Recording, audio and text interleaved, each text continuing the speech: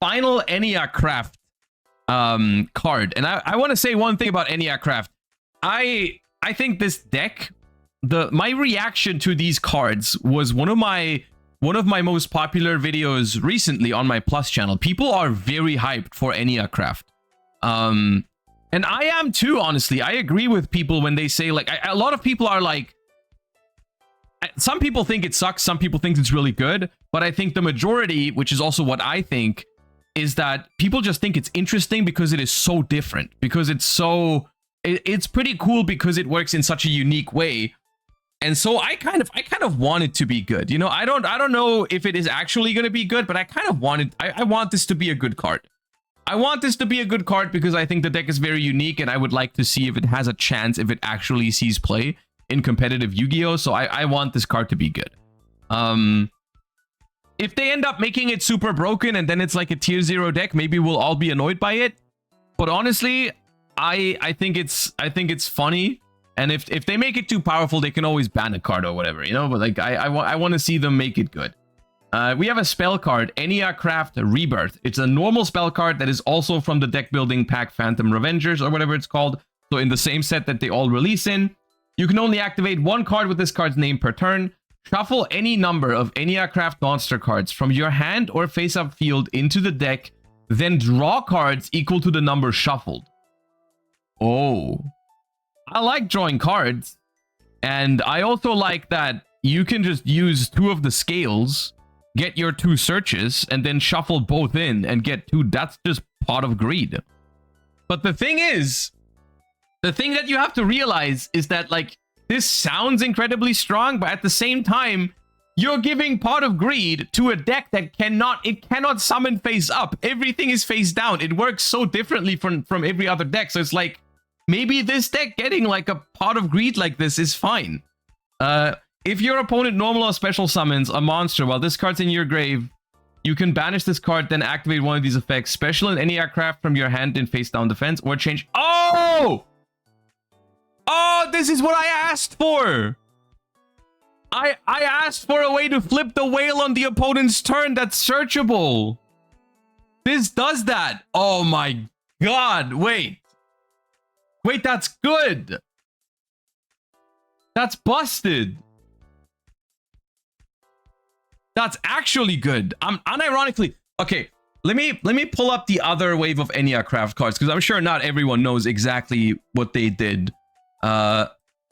But I think that's exactly what they needed. Oh god, hold up.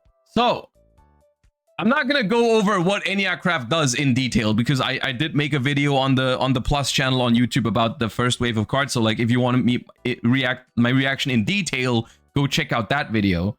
It's from like from yesterday, or 2 days ago. Yesterday was Killer Tune. One thing that I said about this deck that I thought was kind of sad was the fact that the whale has one of the best flip effects in the entire deck, which is if this card is flipped face up, change all monsters your opponent controls to face down defense position. Their battle positions cannot be changed. This is one of the craziest interruptions the deck could have. However, the problem with the whale is that it can only flip itself up on your own turn, because it says when your opponent activates a card or effect on the field during your turn, you can flip itself up and then negate that card. So this is the only one that, because they all have effects to flip themselves up, this is the only one that cannot flip itself up on the opponent's turn. So being able to flip this up on your opponent's turn is actually big. Like, that's actually big. I love Floodgates too, Josh. Dude, shut up. That's a worse Daruma Karma Cannon. The fact that you can't flip them up, like, Yu-Gi-Oh! Is 3 turns most of the time. Like, calm down, dude. Holy shit. Bro is calling the Daruma Karma Cannon a floodgate right now. No, this card is awesome. This card is awesome. If there is a chance for Enneacraft to be a playable meta deck, that chance has just gone up. Whatever that chance is, I don't know, but it's just gotten an increase at least 20%. I think. If the chance it's gonna be meta was 50% before, now it's 70. I don't know. I don't know exactly. But they can all search it, right? They all say Enneacraft card. Yeah. Oh god, you can search this. You have it every time. You have it every time. Bro, okay. Listen to me. Scale one of the small ones. Activate effect. Reveal another one of the small ones 3 times, right? So you guaranteed get the one you revealed 3 times. Activate that one. Let's say Yugioh. Activate that one. Reveal 3 Enneacraft cards. Reveal 3 copies of the field spell. Enneapolis. You get that one guaranteed.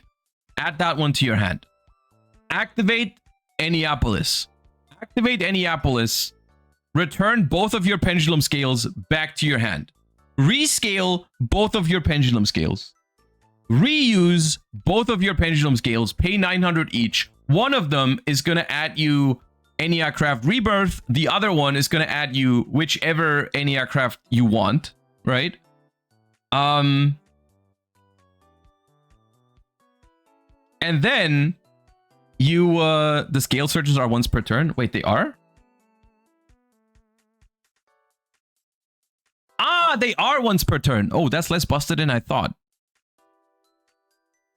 Ah, that's less busted than I thought. That's the... Oh, I thought nothing about these was once per turn. Okay. Okay, screw that. Then you just search this immediately. Ah, dude, now I have to start over. Damn it. My combo doesn't work. Okay, you scale one, search another scale.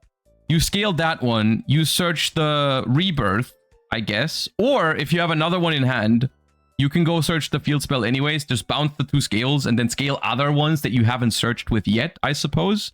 But then it's not a 1-card combo anymore, which is probably fine. You know, I don't know if this deck...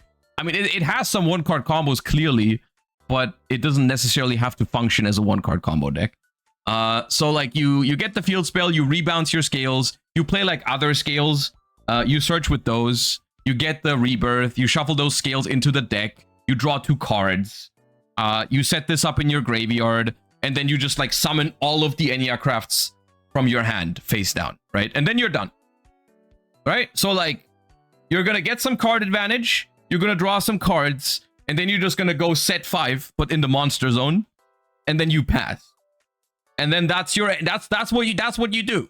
That's it. That's what you do. And that's your deck. And yeah, that's Enneacraft. And I just want to see if that can work.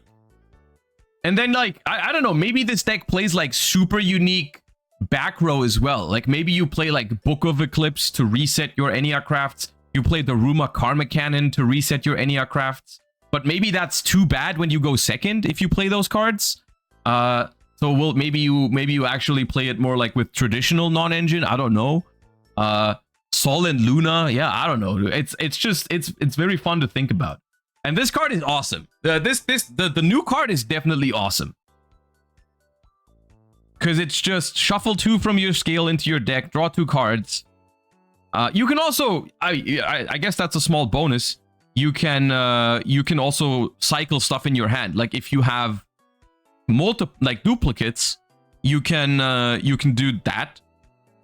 You can also take ones that are on your field face up, right? And you want to get rid of them. That can also work. Yo, I like this. Okay, no, it's a good card for sure. It's a good card. I can't wait to see if this deck actually is playable.